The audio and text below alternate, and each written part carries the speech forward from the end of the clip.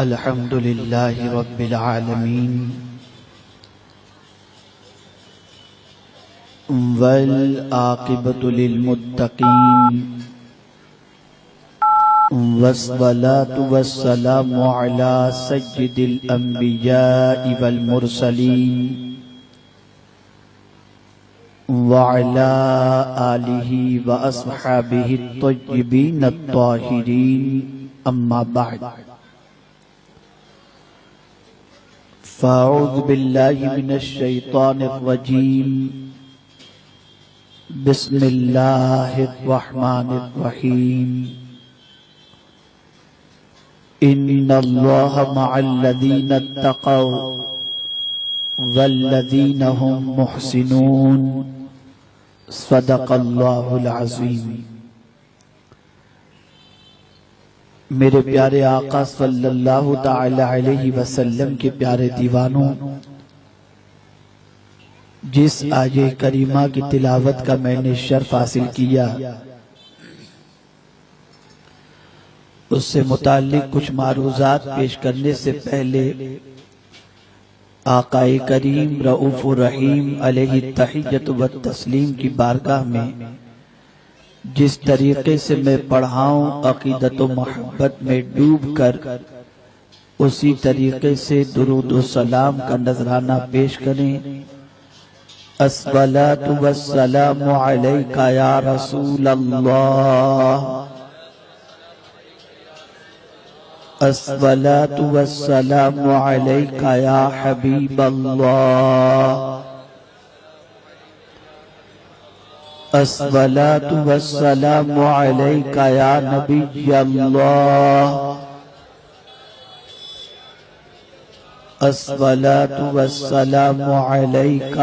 یا نور اللہ، الصلاۃ والسلام علیک یا نور اللہ، وعلی آلک واصحابک یا حبیب اللہ، وعلی آلک واصحابک یا حبیب اللہ، صلی اللہ تعالی علیہ وسلم۔ صلی اللہ تعالی علیک۔ میرے پیارے آقا صلی اللہ تعالی علیہ وسلم کے پیارے دیوانوں، مجھ سے پیشتر بلبل باغ مدینہ کی سریلی آواز میں ہم اور آپ آقا کریم صلی اللہ علیہ وسلم کی نعتیں اور باتیں سن رہے تھے۔ اللہ رب العزت جل جلالہ ان کی آواز میں مزید درد و سوز پیدا فرمائے، اور پروردگار جل جلالہ زندگی کی آخری سانس تک ہم سب کو ذکر الہی اور ذکر رسول کی توفیق نصیب فرمائے۔ آپ جانتے ہیں کہ اللہ کا مہینہ،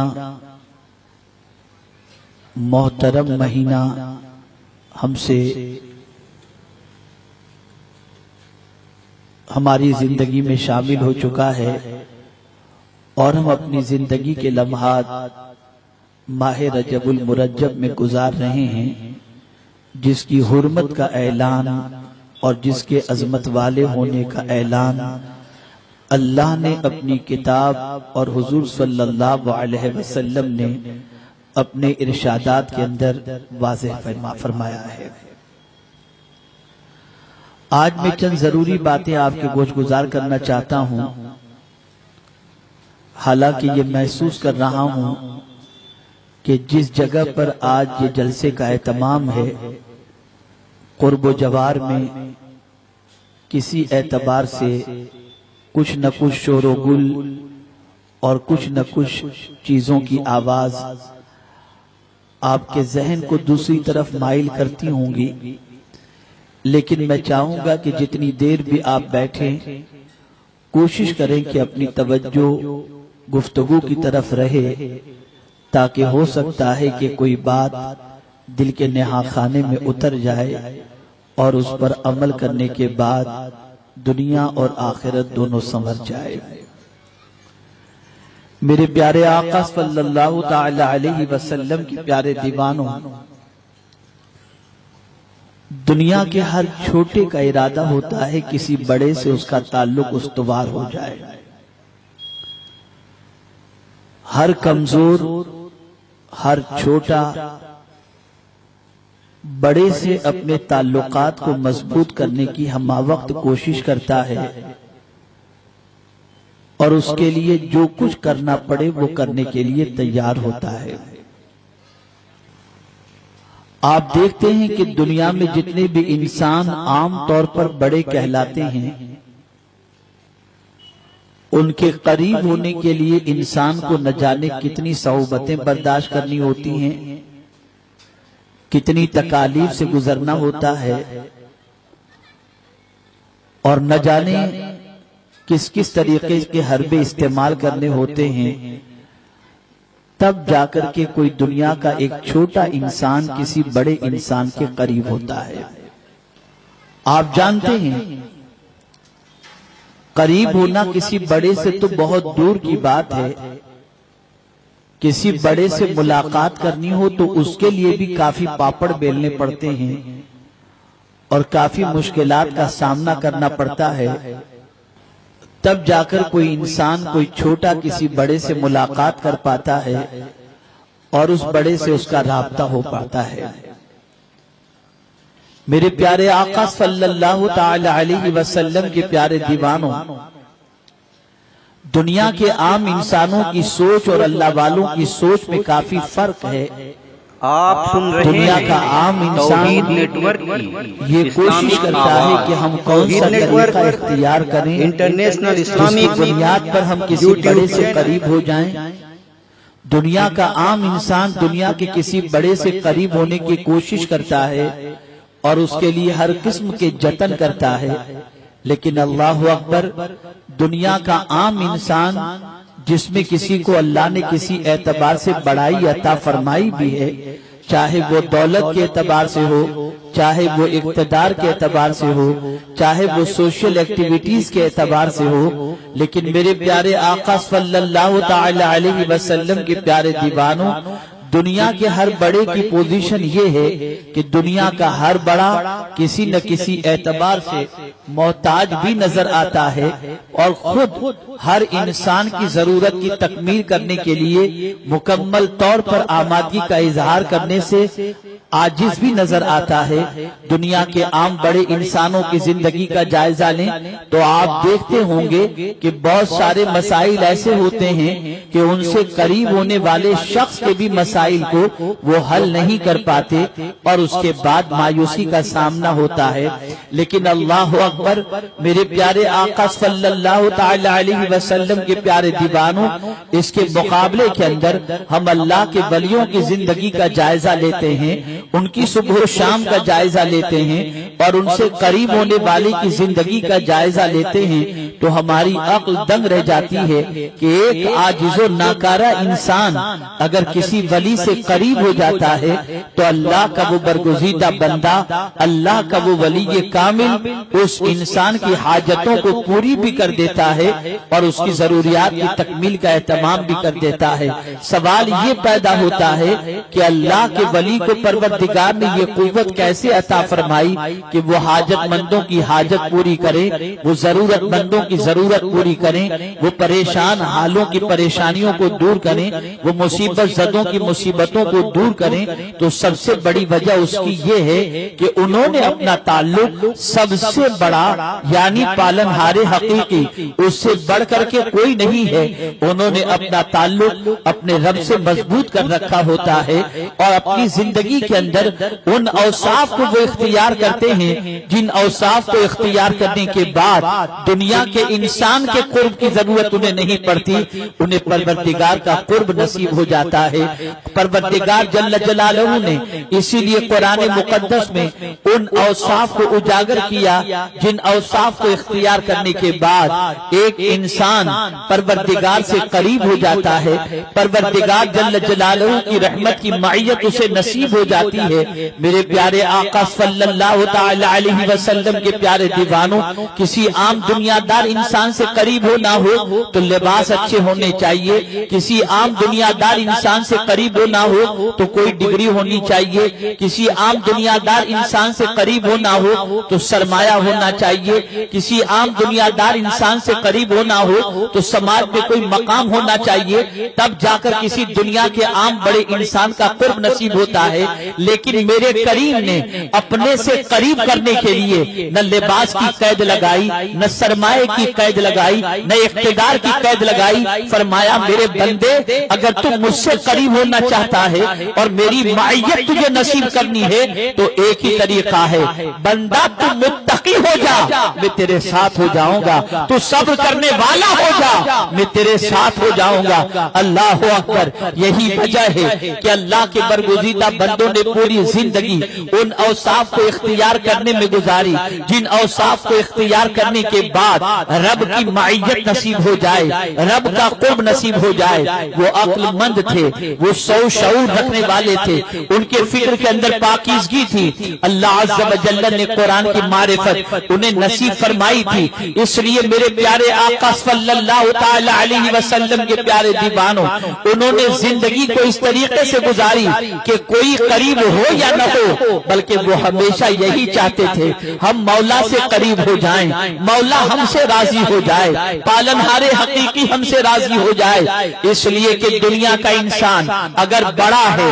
اور اس بڑے کے قرب اگر حاصل کر لیا جائے تو دنیا کا عام بڑا انسان اگر مدد کی ضرورت پڑی تو اس کے قریب اگر ہوں گے تب وہ مدد کر سکے گا، اس سے ڈسٹینس پہ ہوں گے وہ مدد نہیں کر سکے گا، اس سے فاصلے پر ہوں گے وہ مدد نہیں کر سکے گا، اس سے دوری پر ہوں گے وہ مدد نہیں کر سکے گا، اس کے علاقے میں نہیں ہوں گے مدد نہیں کر سکے گا۔ لیکن اگر کسی نے اللہ عز و جل کا قرب حاصل کر لیا، اس کے بتائے ہوئے اوصاف پر اس نے عمل کیا، تو اب اس کی پوزیشن یہ ہے کہ وہ دنیا کے کسی بھی خطے میں رہے، جنگل میں رہے، بیابان میں رہے، پریشان حال رہے اور ریگستان میں رہے، لیکن وہاں رہتے ہوئے بھی وہ اگر اپنے پروردگار کو مدد کے لیے پکارے تو میرا کریم فرماتا ہے نحن اولیاؤکم فی الحیات الدنیا وفی الآخرہ، ہم تمہارے مددگار ہیں دنیا میں بھی اور آخرت میں بھی۔ میرے پیارے آقا صلی اللہ تعالی علیہ وسلم کے پیارے دیوانوں،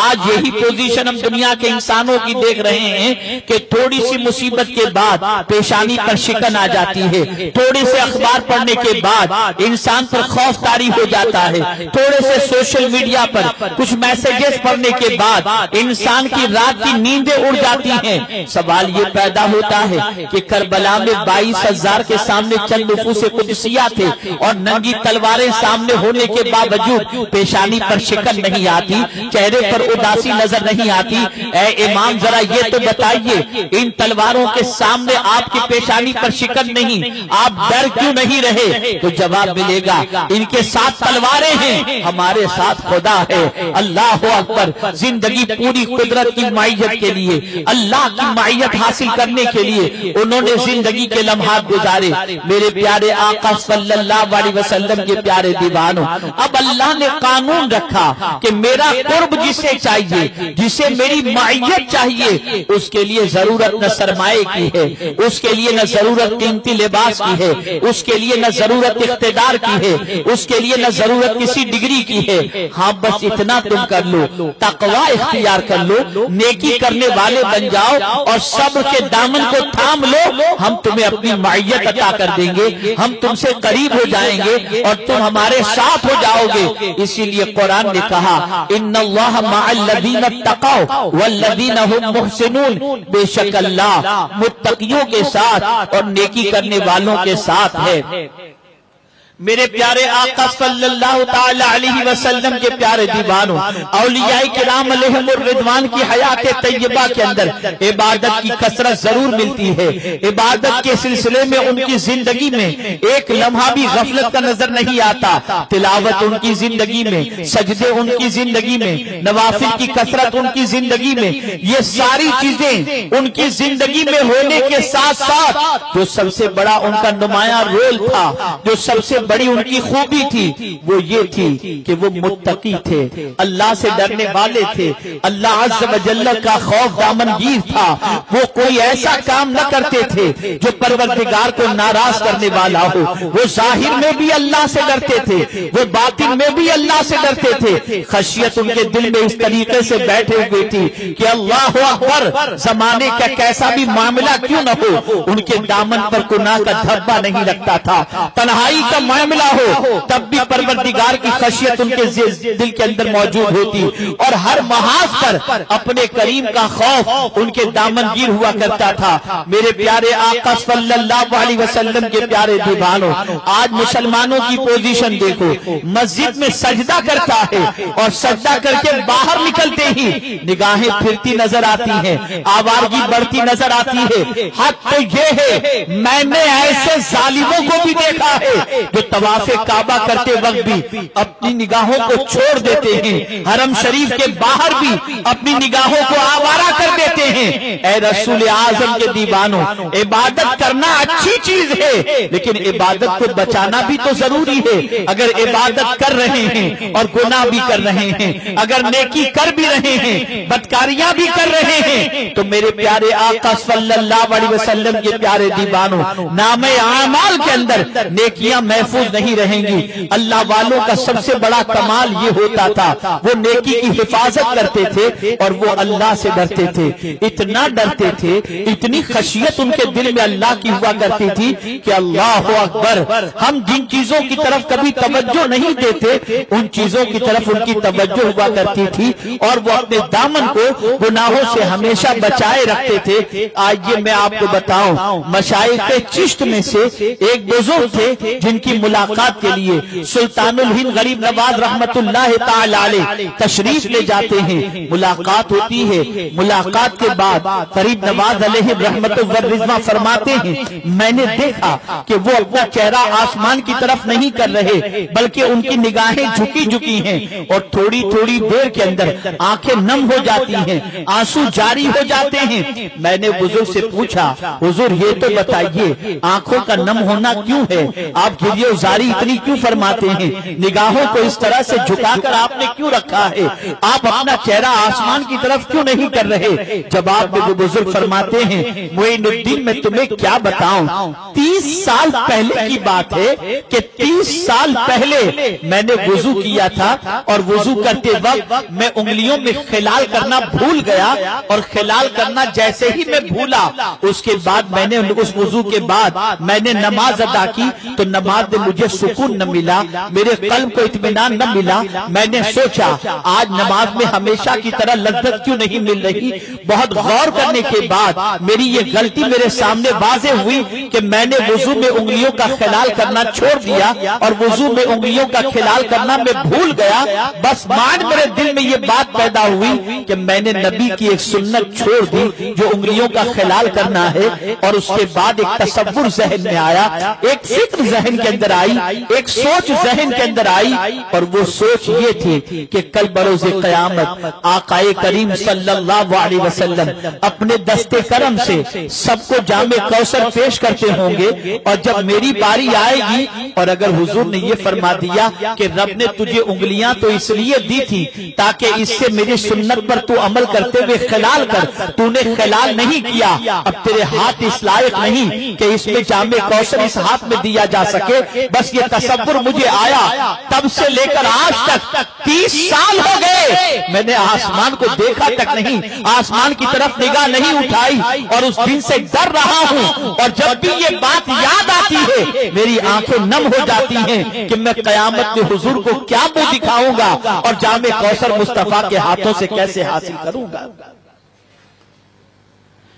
اے رسول گرامی وقار صلی اللہ تعالی علیہ وسلم کے پیارے دیوانوں، اللہ والوں کا معاملہ ہمیشہ یہ رہتا کہ وہ رب قدیر کی ملاقات کو پیش نظر رکھتے، ان کے دل و دماغ میں یہی بات ہوتی کہ ایک دن اس دنیا سے جانے کے بعد آخرت میں رب قدیر سے ملاقات کرنی ہے، رب قدیر جل جلالہ کی بارگاہ میں حاضر ہونا ہے، پروردگار جل جلالہ کے سامنے جب حاضر ہوں گے اس سے ملاقات کا جب وقت آئے گا تو اس وقت ہماری ملاقات ملاقات اچھے انداز میں ہو اس کے لیے کیا ہونا چاہیے؟ تو قرآن مقدس نے واضح لفظوں میں فرمایا فمن کان یرجو لقاء ربہ فلیعمل عملا صالحا، جو اللہ سے ملاقات کی امید رکھتا ہو اسے چاہیے کہ وہ نیک عمل کرے۔ پتہ یہ چلا نیک عمل کرنے والا انسان اللہ سے ملاقات کے وقت جب حاضر ہوگا تو مولا اس سے جب ملاقات کرے گا اس وقت اس کی سچویشن یہ ہوگی کہ مولا اس سے راضی ہوگا اور وہ مولا سے راضی ہوگا۔ لیکن اگر اس کی زندگی گناہوں میں گزری ہے، اگر اس کی زندگی پروردگار کی نافرمانی میں گزری ہے، اگر اس کی زندگی پالنہار حقیقی معبود برحق کے ارشاد کے خلاف گزری ہے، تو قیامت میں جب رب کی بارگاہ میں حاضری ہوگی، جب رب قدیر جل جلالہ کی بارگاہ میں پیشی ہوگی تو منہ دکھانا آسان نہ ہوگا، اس کی بارگاہ میں ملاقات آسان نہ ہوگی۔ اے رسول اعظم صلی اللہ علیہ وسلم کے دیوانوں، اسی چیز کا تصور کبھی غوث پاک کو رلاتا ہے، کبھی سلطان الہند کو رلاتا ہے، لیکن آج کے مسلمان کی پوزیشن یہ ہے کہ آخرت کا تصور، بارگاہ سمدیت کی حاضری کا تصور اس کے دل و دماغ سے اوجھل ہو چکا ہے۔ آج کے مسلمان کی پوزیشن یہ ہے کہ دنیا میں صبح اٹھنے سے پہلے رات سونے تک جو کچھ بھی کر رہا ہے وہ اسی دنیا کے لیے کر رہا ہے، اسی زمین کے لیے کر رہا ہے، یہاں کے رہنے ہی کے لیے کر رہا ہے۔ کبھی اس کے دماغ میں یہ بھی نہیں آتا کہ میں اس دنیا سے جاؤں گا، کبھی اس کے دماغ میں یہ بات نہیں آتی میں معبود برحق کی بارگاہ میں حاضر ہوں گا، کبھی یہ خیال نہیں آتا کہ مجھے بھی دنیا سے جانا ہے اور مرنا ہے۔ یہی وجہ ہے کہ 2 کے 4 اور 4 کے 8 اگر حلال یا حرام جس طریقے سے بھی ہوتا ہو انسان اسے کرنے پر تیار ہو جاتا ہے، لیکن اللہ اکبر، اللہ والوں کا حال یہ ہوتا کہ میرے پیارے آقا صلی اللہ علیہ وسلم کے پیارے دیوانوں، ان کی زندگی کا لمحہ لمحہ نیکیوں کی طرف مائل ہوتا، نیکیوں کی طرف وہ مائل ہوتے اور ہمیشہ یہ تصور کرتے کہ آخرت میں دامن خالی نہیں ہونا چاہیے، آخرت میں ہم متحد دامن رب کی بارگاہ میں حاضر نہ ہو، بلکہ جب بارگاہ سمدیت میں حاضر ہو تو اللہ عز و جل اپنے فضل سے ٹوٹی پھوٹی نیکیوں کو قبول کر کے نجات کا پروانہ عطا فرما دے۔ آئیے میں آپ کو بتاؤں، حضور اپنے صحابہ کی تربیت جب فرماتے تھے تو سرکار صلی اللہ علیہ وسلم ان کو آخرت کا کتنا خیال دلاتے تھے، انہیں رب قدیر کی بارگاہ کی حاضری کا تصور ان کے دل و دماغ میں کس طریقے سے بٹھایا کرتے تھے۔ ورنہ مجھے آپ بتائیے، صحابہ بھی انسان تھے، ہم بھی انسان ہیں، لیکن کیا بات ہے کہ صحابہ کا جو مقام ہے وہ کسی غیر صحابی کا مقام نہیں ہو سکتا۔ وجہ کیا ہے، سبب کیا ہے؟ تو آپ محسوس کریں گے کہ صحابی کا کوئی بھی عمل اللہ کے لیے ہوتا تھا، دنیا والوں کے لیے یا دنیا کے لیے نہیں ہوتا تھا۔ قرآن مقدس کی یہ آیے کریمہ ہمیشہ ان کے پیش نظر ہوتی، ان صلاتی و نسکی و محیای و مماتی للہ رب العالمین، کہ میری نماز، میری قربانی، میرا جینا، میرا مرنا، یہ سب کچھ اللہ رب العالمین کے لیے ہے۔ لیکن آج کے مسلمان کی پوزیشن یہ ہے کہ اس کے اعمال کو دیکھو، نماز پڑھو تاکہ روزی میں برکت ہو، نماز پڑھو تاکہ پروردگار مال میں برکت عطا فرمائے، حج کرو مالدار ہو جاؤ گے، زکات دو مال محفوظ ہو جائے گا۔ یہی تصورات انسان کے ذہن کے اندر ہیں۔ ہم کون سا کام اللہ کے لیے کرتے ہیں؟ اس کی خوشنودی کے لیے کرتے ہیں، اس کی رضا کے لیے کرتے ہیں، اس کی محبت میں کرتے ہیں۔ آئیے میں آپ کو بتاؤں، میرے پیارے آقا صلی اللہ علیہ وسلم کے پیارے دیوانوں، تربیت نبوی کا انداز دیکھو تاکہ محسوس ہو سکے کہ رسول اعظم کے صحابہ کا سرکار نے کتنا خیال فرمایا اور ان کی کتنے اچھے انداز میں تربیت فرمائی۔ اللہ اکبر، میرے پیارے آقا صلی اللہ تعالی علیہ وسلم کے پیارے دیوانوں، ایک مرتبہ دوپہر کی چلچلاتی دھوپ کے اندر مدینے کے تاجدار ارواحنا فداہ صلی اللہ علیہ وسلم اپنے دولت قدے سے باہر تشریف لاتے ہیں۔ جیسے ہی باہر تشریف لائے، سرکار مدینہ صلی اللہ علیہ وسلم نے دیکھا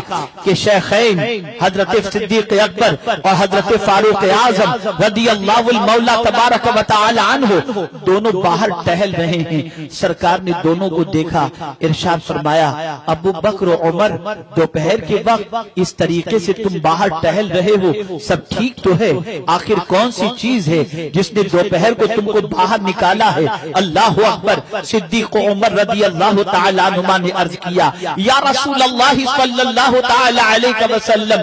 بھوک نے ہم کو گھر سے باہر آنے پر مجبور کیا۔ آقا کریم سے پھر صحابہ کرام نے پوچھا، صدیق عمر نے پوچھا حضور یہ وقت تو آپ کا بھی باہر نکلنے کا نہیں، لیکن سرکار اس وقت آپ باہر کیسے تشریف لائے ہیں؟ سرکار صلی اللہ علیہ وسلم نے فرمایا جو پریشانی تمہیں لاحق ہے مجھے بھی بھوک کی وجہ سے میں بھی باہر نکلا ہوں، آؤ ہم چلتے ہیں۔ ایک صحابی کے حوالے سے سرکار نے فرمایا ان کے یہاں چلتے ہیں۔ آقا کریم صلی اللہ تعالی علیہ وسلم اس صحابی کے یہاں تشریف لے گئے، باغ میں پہنچتے ہیں، رسول اعظم صلی اللہ علیہ وسلم کے صحابی کی بیوی اس باغ کے اندر جلوہ افروز تھی، موجود تھی۔ سرکار صلی اللہ علیہ وسلم کا استقبال کیا اور اس کے بعد اپنے شوہر کے حوالے سے انہوں نے عرض کیا کہ وہ گئے ہوئے ہیں، ابھی تھوڑی دیر میں تشریف لائیں گے۔ اتنے میں وہ صحابی بھی تشریف لائے، آقا کریم صلی اللہ علیہ وسلم کو باغ میں دیکھ کر مسرت میں جھوم اٹھے اور برجستہ کہا میری قسمت کا ستارہ آج عروج پر ہے کہ رسول اعظم میرے باغ میں تشریف لائے، اللہ اکبر، اور عرض کیا حضور تشریف رکھیں میں ابھی کچھ کھانے کا انتظام کرتا ہوں۔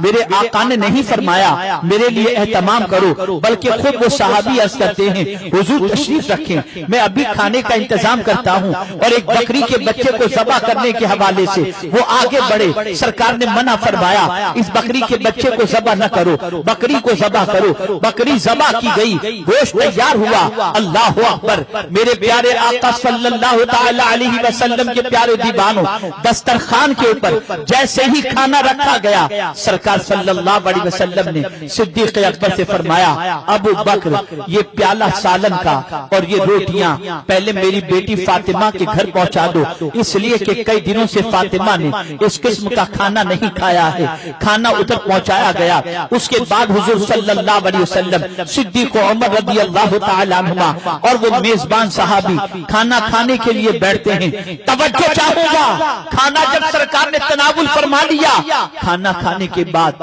حضور کی آنکھوں سے آنسو جاری ہو گئے، آقا رونے لگے، گریہ زاری فرمانے لگے۔ صدیق اکبر نے عرض کیا حضور اس طرح سے آپ دیدہ ہونے کی وجہ کیا ہے، آنسو بہانے کا سبب کیا ہے؟ میرے آقا نے فرمایا دیکھیے سرکار کس طرح تربیت فرما رہے ہیں۔ آقا نے فرمایا ابو بکر عمر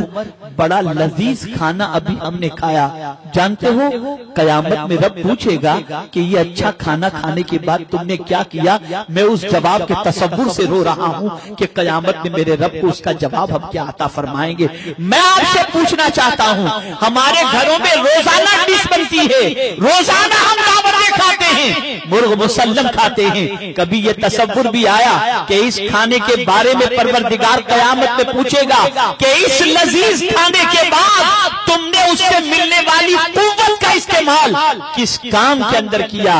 کیا کبھی ہم نے اس کے جواب کی تیاری کی ہے؟ کبھی اس کے جواب کے بارے میں سوچا ہے؟ کبھی اس کے بارے میں غور کیا ہے؟ آپ جانتے ہیں اللہ اکبر صحابہ کئی دنوں تک کھانا نہیں کھاتے تھے، اور خود ام المؤمنین حضرت عائشہ صدیقہ رضی اللہ تعالی عنہا فرماتی ہیں کہ ایک مہینہ ہمارے گھر میں ایسا بھی گزرا جس کے اندر صرف دو چیزوں پر ہم نے اکتفا کیا تھا، اور وہ دو کالی چیزیں تھیں۔ صحابہ نے پوچھا وہ دو کالی چیزیں کون سی تھی؟ ام المؤمنین فرماتی ہیں کالی کھجور تھی اور پانی تھا۔ ایک مہینے تک ان دو چیزوں پر ہم نے اکتفا کیا، ہمارے گھر چولہا تک نہ جلا تھا۔ آپ ذرا سوچو مالک کونین ہیں، دو پاس کچھ رکھتے نہیں، دو جہاں کی نعمتیں ہیں، ان کے خالی ہاتھ میں کل جہاں ملک اور جو کی روٹی غذا، اس شکم کی قناعت پہ لاکھوں سلام۔ سرکار صحابہ کی تربیت فرماتے تھے، انہیں ہر چیز کے جواب کے حوالے سے تیار رکھتے تھے کہ تمہارے اٹھنے والے ہر قدم کا جواب تمہیں قیامت میں دینا ہے۔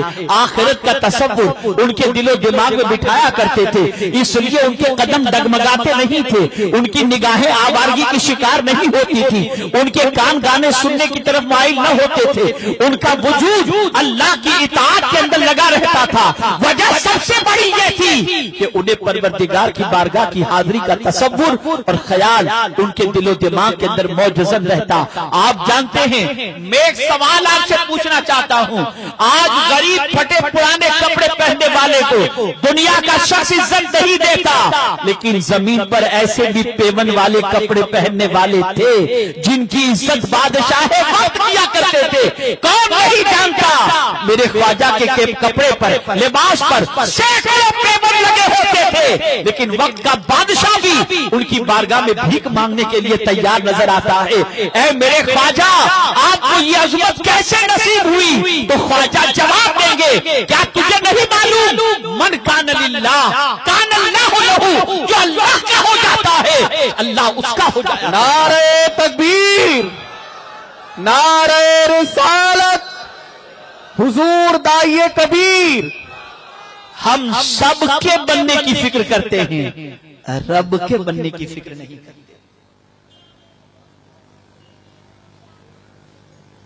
سب کے بننے کی فکر کرتے ہیں،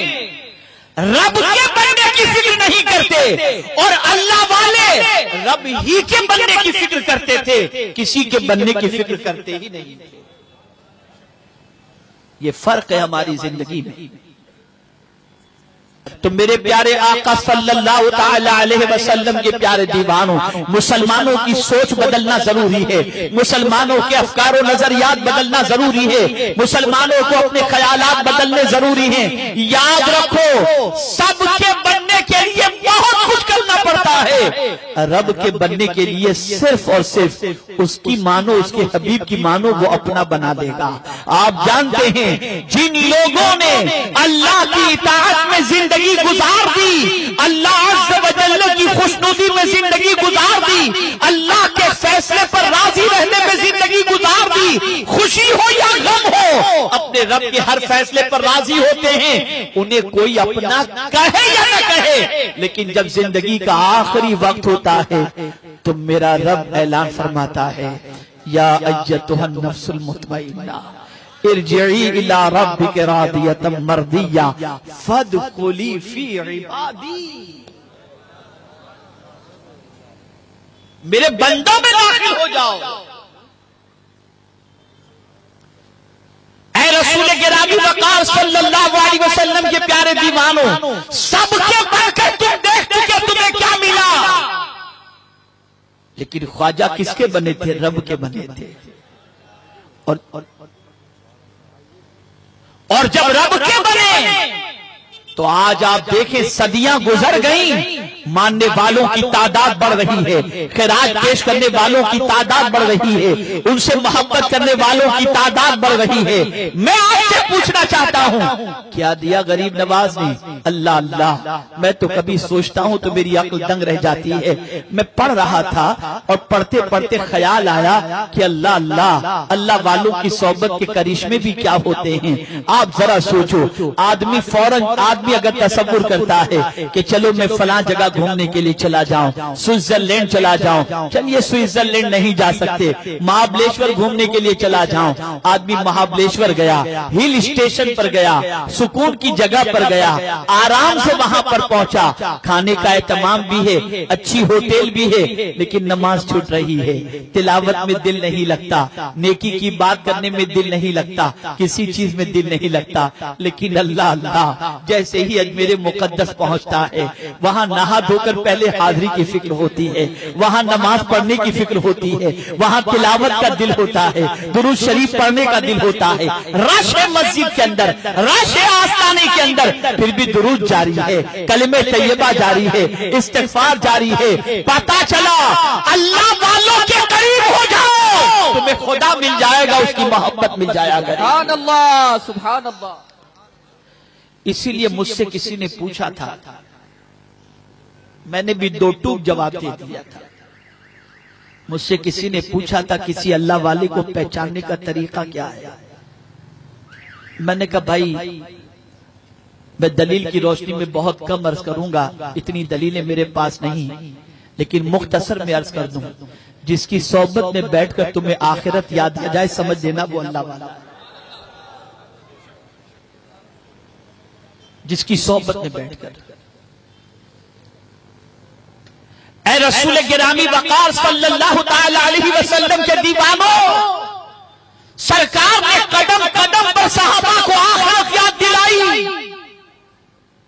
اور اسی نقش قدم پر صحابہ، تابعین، اولیاء کاملین چلتے رہے، اور انہوں نے بھی اپنے ماننے والوں کو آخرت کی فکر یاد دلائی، آخرت کا تصور یاد دلایا۔ سلطان الہند غریب نواز رحمت اللہ تعالی علیہ نے یہی تو کیا، ان کی زندگی اسی میں تو گزری۔ انہوں نے لوگوں کے سینوں میں محبت رسول اور رسول اعظم صلی اللہ علیہ وسلم کی تعلیمات ڈالی، اللہ کی محبت کا چراغ ان کے سینوں میں روشن کیا، آخرت کے حوالے سے ان کے دل و دماغ کے اندر تصور جاگزی کیا۔ اے رسول گرامی وقار صلی اللہ تعالی علیہ وسلم کے دیوانوں، موجودہ دور کا مسلمان اگر اس کے قدم ڈگمگا رہے ہیں، چاہے وہ شراب کے سلسلے میں، چاہے ڈرگس کے سلسلے میں، چاہے برائیوں کے سلسلے میں، چاہے آوارگی کے سلسلے میں، تو ایک ہی وجہ ہے، اور وہ وجہ صرف یہ ہے کہ وہ بھول گیا ہے کہ اس کو رب کی بارگاہ میں حاضر ہو کر پل پل کا اپنی زندگی کا اسے جواب دینا ہے، وہ بھول گیا ہے۔ اس لیے حضور صلی اللہ علیہ وسلم تشریف لے جا رہے تھے، آپ دیکھا وہ صحابہ بہت کہکہے لگا رہے ہیں، اسلامک آواز، توحید network international Islamic YouTube اصلاح کس طریقے سے فرمائی؟ ارشاد فرمایا میرے آقا صلی اللہ علیہ وسلم نے، کیا تم پل صراط سے گزر چکے ہو؟ کہا نہیں۔ کہا قبر کے سوالات و جوابات ہو گئے؟ کہا نہیں۔ کہا اعمال کا حساب ہو چکا؟ کہا نہیں۔ فرماتے جس کے سر پر اتنا ٹینشن ہو کہ قبر کے اندر جواب بھی دینے ہیں، پل صراط سے گزرنا بھی ہے، میزان پر اعمال تو لے جائیں گے، اس کا جواب بھی دینا ہو، وہ اس طرح سے کہکہے لگاتا ہے۔ اس دن کے بعد سے صحابہ نے کہکہا لگانا چھوڑ دیا، قدم قدم پر حضور آخرت یاد دلاتے تھے،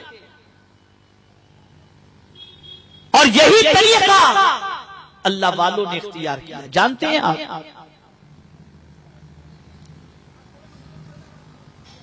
ایک بزرگ بحری جہاز سے سفر کر رہے تھے، ان کے پاس صرف ایک تھیلی تھی سامان کی، جہاز کنارے پر لنگر انداز ہوا، وہ جہاز سے اترے، کسٹم والوں نے ان سے پوچھا تمہارے پاس کیا ہے؟ کہا بس یہ تھیلی ہے۔ کہا جائیے۔ وہ گئے، آگے جا کر کے کسٹم کراس کرنے کے بعد رونے لگے، ان کے پیچھے جو لوگ تھے ان کے پاس سامان بہت زیادہ تھا، کسٹم والے نے روکا تو وہ اندر ہی اندر کہہ رہے تھے بابا کتنے خوش نصیب ہے، دیکھو کوئی جانچ نہیں ہوئی، یوں ہی نکل گئے، اور ہماری جانچ ہو رہی ہے، ایک ایک سامان کھول کر کے چیک کیا جا رہا ہے۔ ان کا جب کسٹم ہو چکا، جب وہ باہر نکلے 1-2 گھنٹے کے بعد تو دیکھا بابا رو رہے، تو بابا سے کہا بابا آپ رو کیوں رہے ہو؟ آپ تو خوش نصیب ہو، آپ کی تو کوئی جانچ نہیں ہو، ہمارا تو تیل نکل گیا ہے۔ جواب دے دے کے ہم تھک گئے، آپ تو آسانی سے نکل گئے۔ فرماتے ہیں ایک تصور نے مجھے رلا دیا، ایک تصور نے۔ کہا کون سا تصور؟ کہا ایک جانچ کرنے والا جب یہاں جانچ کر رہا ہے تو جیسے ہی اس نے کہا کہ بابا آپ چلے جاؤ، آپ کے پاس کچھ بھی نہیں، میرے دل میں یہ خیال آیا کہ کاش قیامت کے دن بھی پروردگار فرما دے کہ جا تیرا کوئی حساب نہیں، تو جنت میں چلا جا۔ میں اس تصور کو یاد کر کے رو رہا ہوں، اگر تمہاری طرف میری قیامت میں جانچ ہوئی تو جانچ کرنے والا رب ہو اور ہم جیسوں کی جانچ ہو تو بچنا بڑا مشکل ہو جائے گا۔ یہ اللہ والے تھے جو قدم قدم پر آخرت کے بارے میں سوچتے تھے۔ آج ہمارا حال یہ ہے کہ غفلت کی ایسی چادر اوڑھ کر سو رہے ہیں کہ ایسا سمجھتے ہیں جیسے پرماننٹ دنیا میں رہنے کے لیے آئے ہیں، مرنا تو ہے ہی نہیں۔ کیا تیاری کی ہم نے آخرت کی؟ مسلمان کے قدم ڈگمگاتے نہیں اگر وہ آخرت کی فکر کرتے، اگر قیامت کے بارے میں دل و دماغ کے اندر تصور رکھتے، اگر رب قدیر جل جلالہ کی بارگاہ میں جواب دہی کا تصور ہوتا۔ آپ جانتے ہیں حضرت اکرمہ رضی اللہ تعالیٰ عنہ نے حضور صلی اللہ علیہ وسلم سے عرض کیا، اس آیت کی تفسیر پوچھی کہ سرکار رب قدیر نے فرمایا ثم لتسألن یومئذ عن النعیم، بے شک ضرور تم سے سوال کیا جائے گا قیامت کے دن نعمت کے بارے میں۔ تو حضرت اکرمہ عرض کرتے ہیں حضور ہم تو فاقہ کش لوگ ہیں، فاقے میں زندگی گزارتے ہیں، کبھی ملا تو کچھ کھا لیے، کبھی نہ ملا تو کچھ بھی نہیں کھائے، کیا سرکار ہم سے بھی قیامت میں نعمتوں کے بارے میں سوال ہوگا؟ یہ کون پوچھ رہا ہے؟ جن کے پاس کھانے پینے کے لیے بھی کچھ نہیں، ملا تو کھا لیے ورنہ فاقے میں زندگی گزار رہے ہیں، وہ کہہ رہے ہیں کہ کیا قیامت میں ہم سے بھی نعمتوں کا سوال ہوگا؟ قربان جائیے میرے آقا کی عظمت پر۔ علامہ جلال الدین سیوطی رحمت اللہ تعالی علیہ نے فرمایا کہ رسول اعظم صلی اللہ علیہ وسلم نے حضرت اکرمہ سے فرمایا اکرمہ ٹھنڈا پانی پیتے ہو کہ نہیں؟ عرض کرتے ہیں ہاں۔ جوتے پہنتے ہو کہ نہیں؟ کہا ہاں۔ یاد رکھنا قیامت میں اس کا بھی سوال ہوگا، قیامت میں اس کا بھی سوال ہوگا۔ میں پوچھنا چاہتا ہوں ہم میں کون ہے جو اللہ کی بارگاہ میں ان سوالات کے جوابات دینے کی طاقت رکھتا ہو؟ ہم میں کوئی نہیں۔ ہم نے اللہ کی کون سی نعمت کی قدر کی ہے؟ آنکھ ہے، آوارہ چھوڑ دیا، کان ہے، گندی باتیں سن رہے ہیں، زبان ہے، لغو لایانی باتیں کر رہے ہیں، پیر ہیں، جہاں جی چاہا اس کے اوپر چلے گئے، ہاتھ ہے، جہاں چاہا ہم نے اس کو چھوڑ دیا۔ یہ ہماری زندگی ہے، ہم بھول گئے کہ ایک ایک چیز قیامت کے بارے میں، قیامت کے دن ایک ایک چیز سے پوچھا جائے گا، اور ایک ایک اعضاء قیامت کے دن گواہی دیں گے۔ ہمارے دل و دماغ سے یہ ساری باتیں نکل چکی ہیں،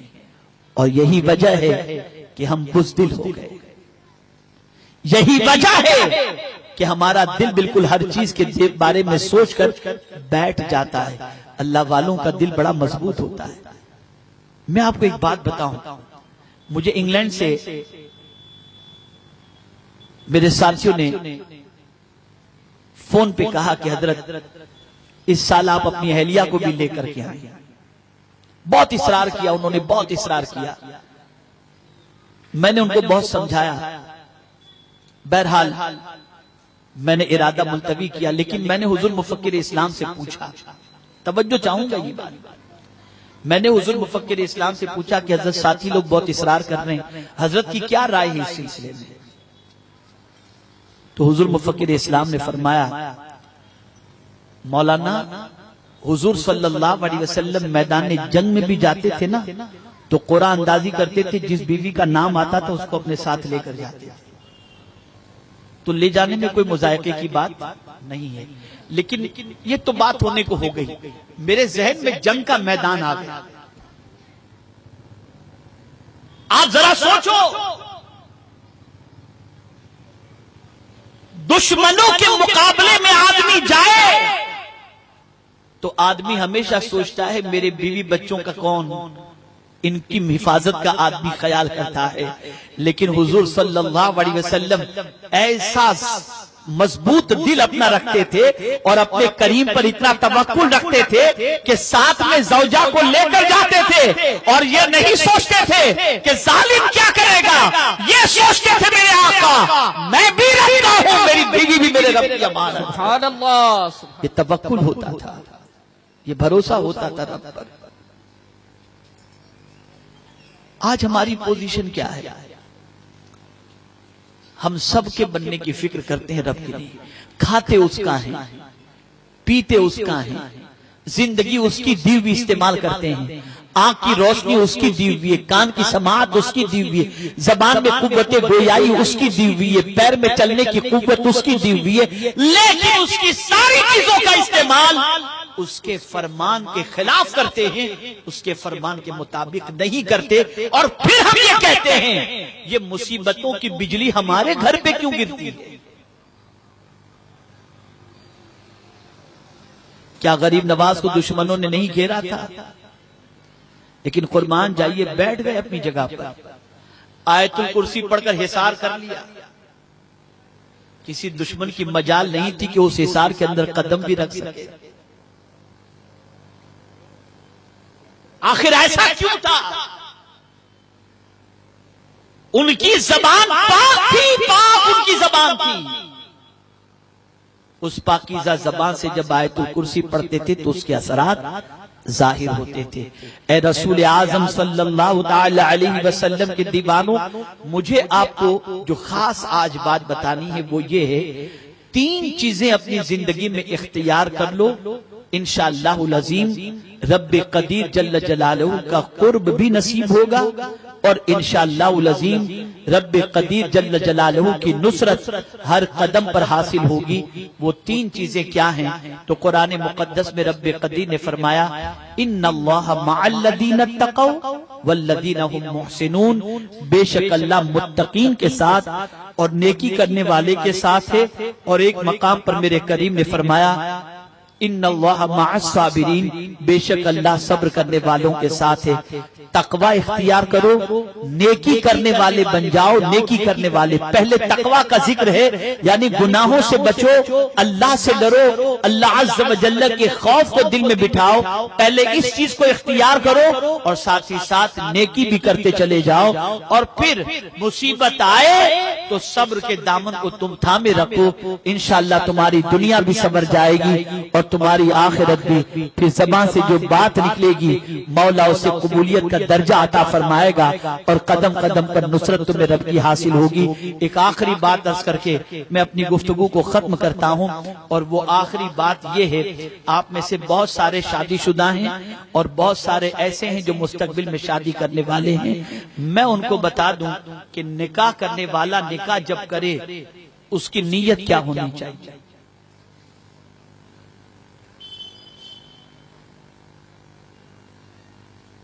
ہر بندہ چاہتا ہے کہ مولا اس کی مدد کرے،